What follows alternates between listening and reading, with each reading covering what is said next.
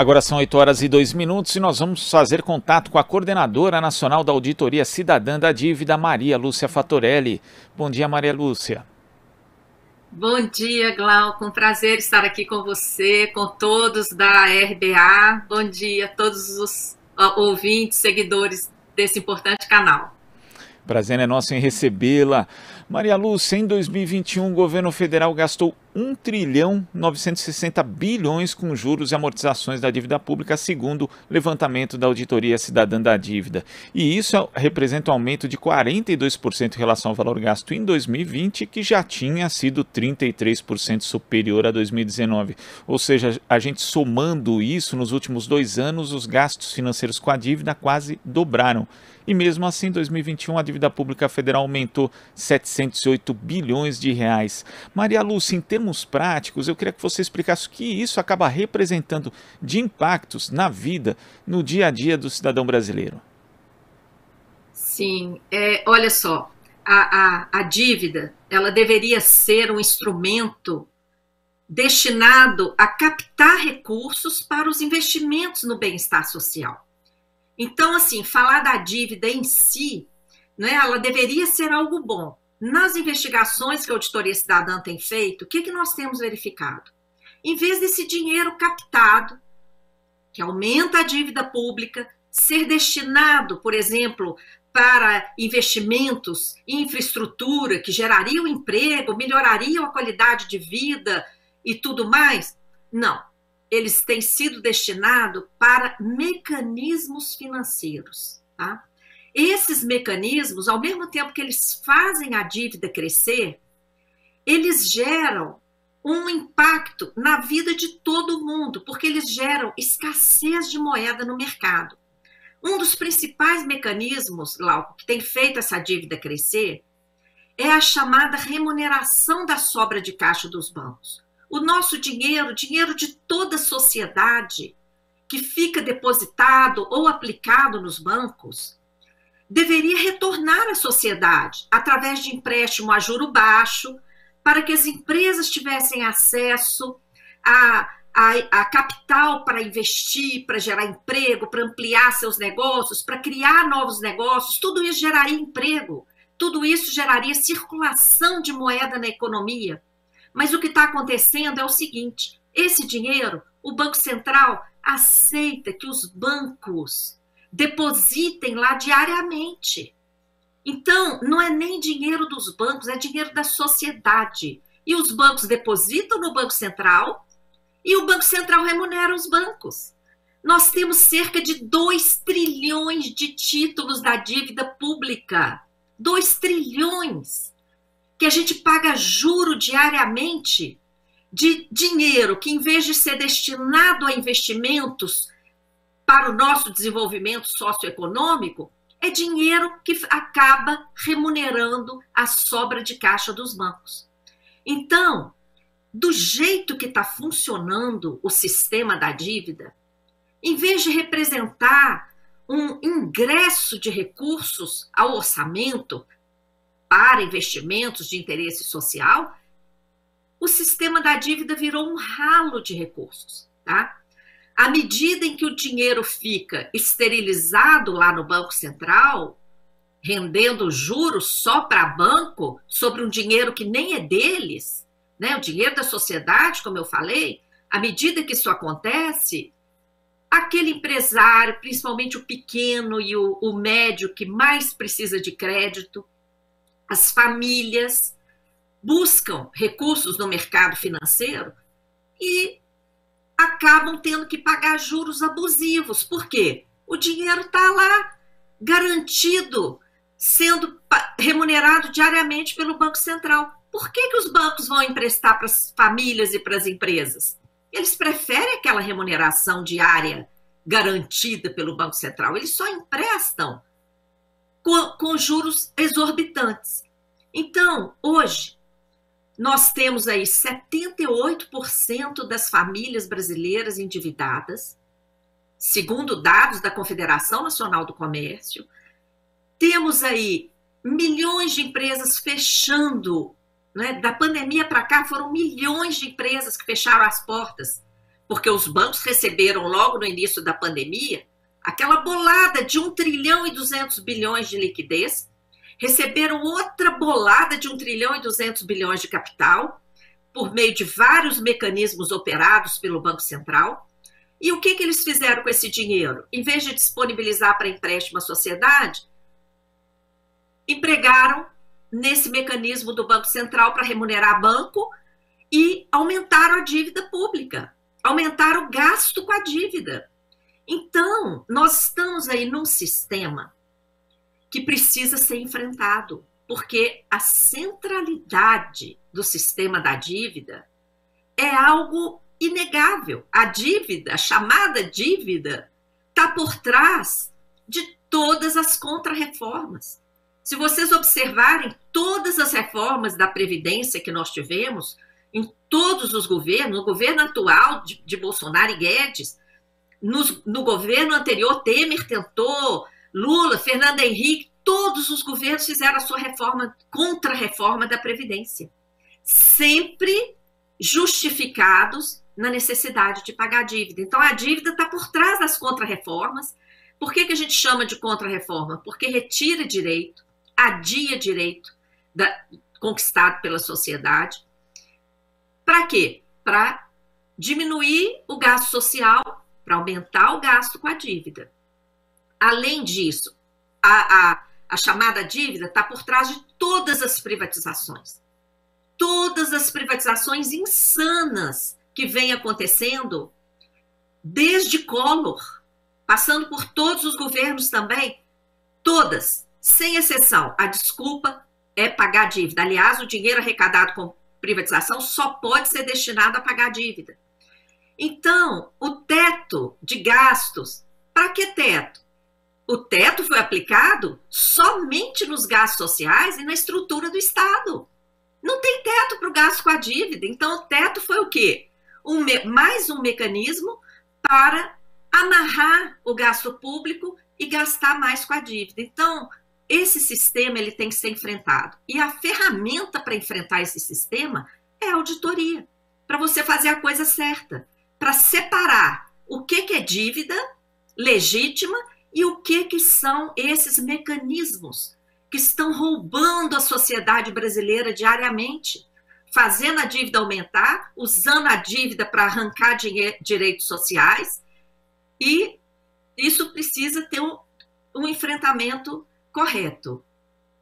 Em relação justamente à gestão dessa dívida, Maria Lúcia, você destaca essa questão da remuneração dos bancos, mas quando se observa aqui tem outros aspectos também que o Brasil vai totalmente na contramão do resto do mundo, como por exemplo nesse momento, né, que a gente ainda vive os impactos da pandemia, o Brasil ter elevado a sua taxa de juros, enquanto a maioria dos países, na verdade, reduziu a taxa.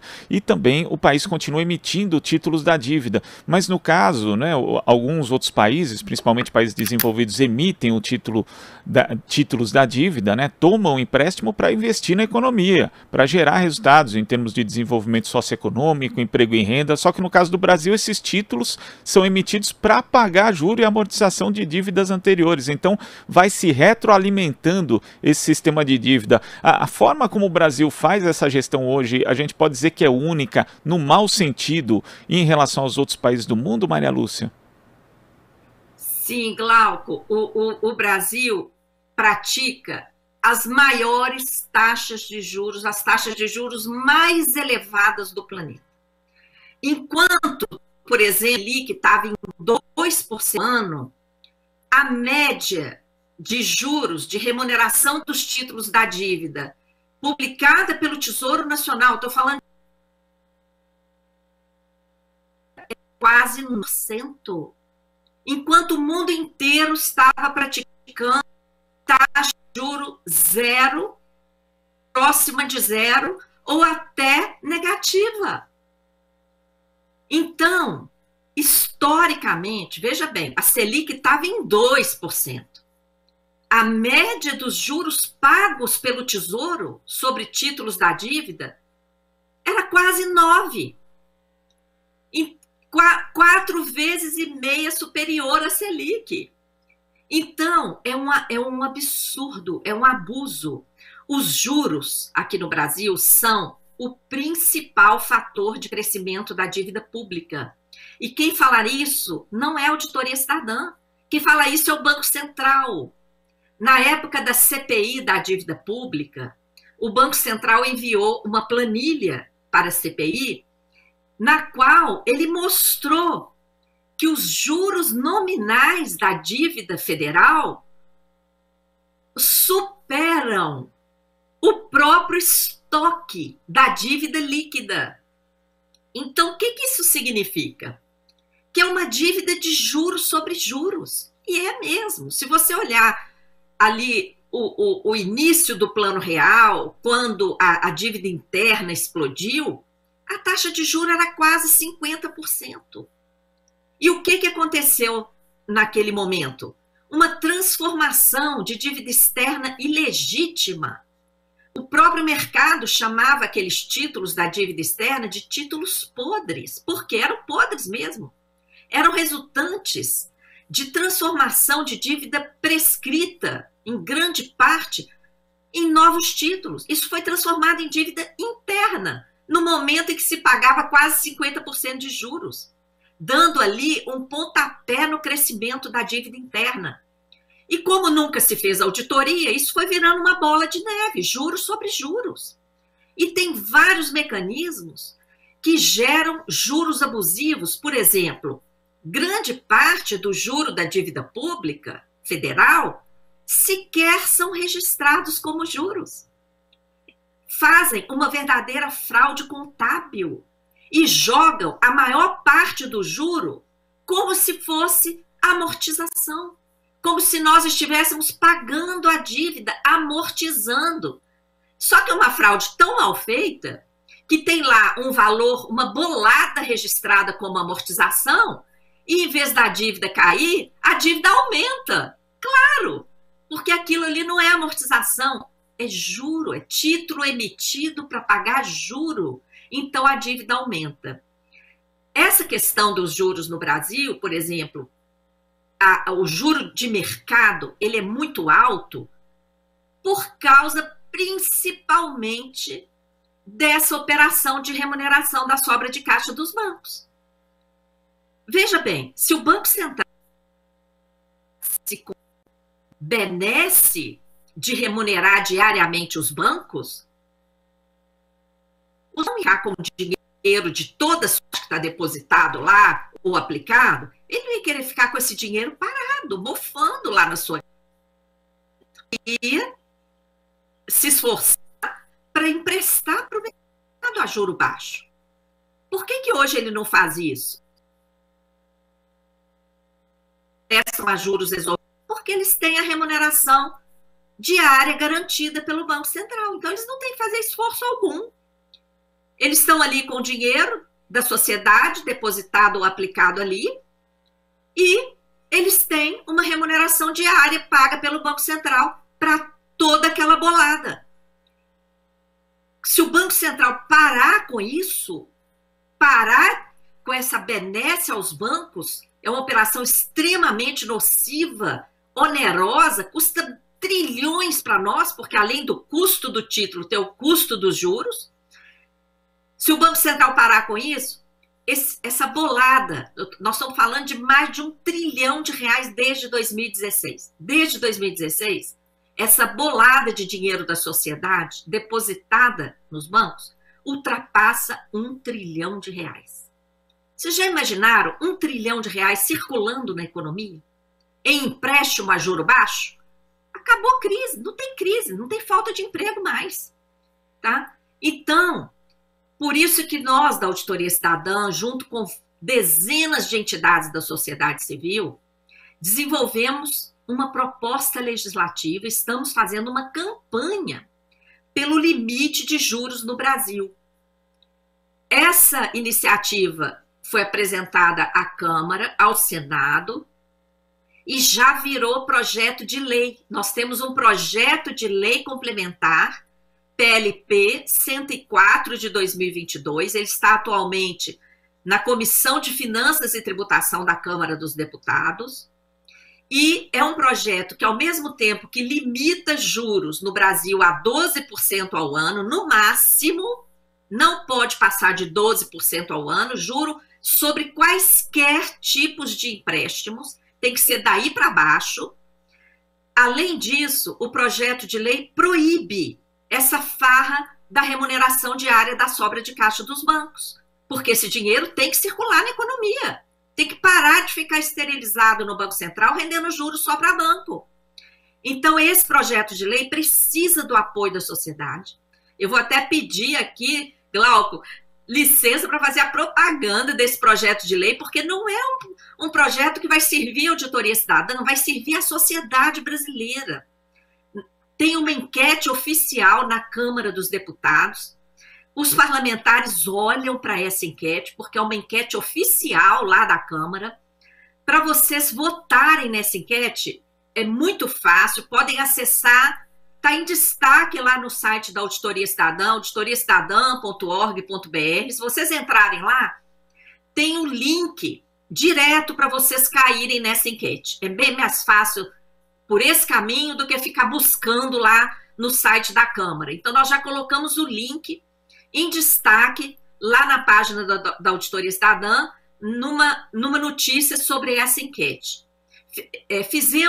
Preparamos também uma ferramenta que com um clique você envia do seu e-mail uma mensagem para todos os parlamentares da Comissão de Finanças e Tributação, onde esse projeto está no momento, tá? Porque assim os parlamentares vão ver que a sociedade realmente tem interesse no limite da taxa de juro, porque os juros são o principal fator de crescimento da dívida pública, que tem sido a justificativa aí para os cortes de investimentos, para o teto, para contrarreformas, para privatizações. O juro tem sido o principal fator de quebra das empresas, principalmente as pequenas, micro e médias, que são as que mais geram emprego. E o juro tem sido o principal fator de desespero das famílias. 78% das famílias brasileiras estão endividadas. Então, essa é uma pauta que tem que ser enfrentada. E candidatos e candidatas nesse momento eleitoral têm que ser cobrados em relação a isso, não é? Tem que apoiar essa campanha, tem que falar do enfrentamento do sistema da dívida, para que a gente, de fato, vire esse jogo e saia do avesso em que o Brasil está vivendo. Maria Lúcia, queria agradecer sua participação aqui no Jornal Brasil Atual. Nós vamos acompanhar, sim, a tramitação do PLP 104/2022, esse projeto que limita a taxa de juros ao dobro da Selic, ao máximo 12% ao ano. Maria Lúcia, muito obrigado e até a próxima.